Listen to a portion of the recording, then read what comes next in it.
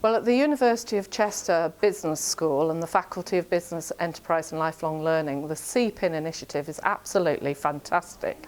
It's so important for the university to link with the professional bodies, also to link with employers in the area and in the region, but the professional bodies in particular with the Chartered Institute of Marketing, because it's so important that we get that accreditation for our students and able to get that networking going for membership. Okay, so CPIN stands for Cheshire Professional Institutes Network. So it's all the professional bodies in the area hosted and brought together in a hub by the University of Chester to network, collaborate, share ideas and hopefully do business off the back of it. Now, I interviewed lots of different people around the club to understand more around the culture of what Ferguson had told me. And I interviewed one young lad, a Northern Irish player, a guy called Robbie Brady, that told me a fabulous story. Brady was really highly rated at the club and he was expected that he could potentially go on to do great things, and it never actually happened for him. So when I went over to meet with him, I got talking and I said, what happened for you at the club? Why didn't that potential blossom as you thought it could? And he told the story. He said he'd been at the club for a few years, and he said one day when he was about 18, he said he was queuing in the staff canteen. He said, and while he was queuing with his tray waiting for his lunch, he said, Cristiano Ronaldo, the world's best player, came out of the showers. And he said he came strutting to the dinner queue. And Robbie Brady said, I don't know why I did it to this day, he said, but my instinct was, as he came up, I said to him, you can go in front of me if you like. He said, and Ronaldo looked at him and then went, okay, fine, thanks, and went and got his lunch. And he said, when he came to the end of the lunch queue, he said, Alex Ferguson was waiting for him. And he said, even with an innocuous change like that, an exchange like that, Ferguson was on it because this indicated the kind of culture he wanted. And the question he asked Brady was, why did you let him go in front of you? And Brady said his first response was, he said, it's just being polite, boss. Ferguson said, I don't believe you. Why did you really let him go in front of you? And Robbie Brady said to him, he said, because it's Ronaldo. He's the best player in the world. It's obvious. Ferguson said to him, I want you to think that you're better than him. And he said, because if you don't believe it, why should I have any confidence in you? Well, this is it. It's a business book, not a football book. And what I explained to the group was that how to think like Alex Ferguson can be related to any industry. It's certainly not about football. So let me give you some basic stats.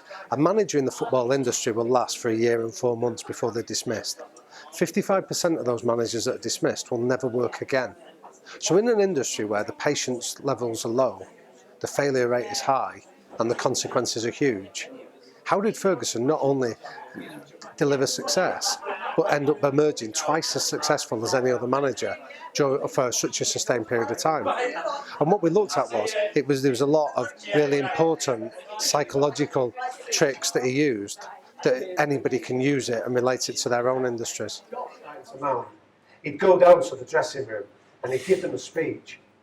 He'd say to them, before you go out training today, he said, I want to tell you a little story. He said, I'd like to tell you about a young man and his son that were walking along a road, he said, and they see three blokes digging holes. He said, the dad stops and he says to the first man, what are you doing?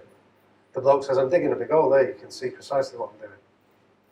He says to the second fellow, what are you doing? The bloke says, I'm earning £10 an hour.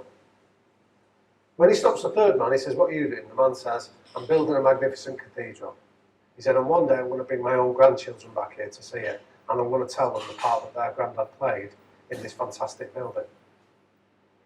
Ferguson said, you have the same choice when it comes to your daily routine. He said, if I was to stop you and ask what you're going to do, you could tell me that you're just merely kicking a ball around on a field.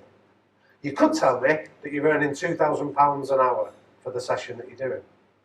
He said, alternatively, you could tell me that you're playing your part in building the greatest football team that anybody's ever seen.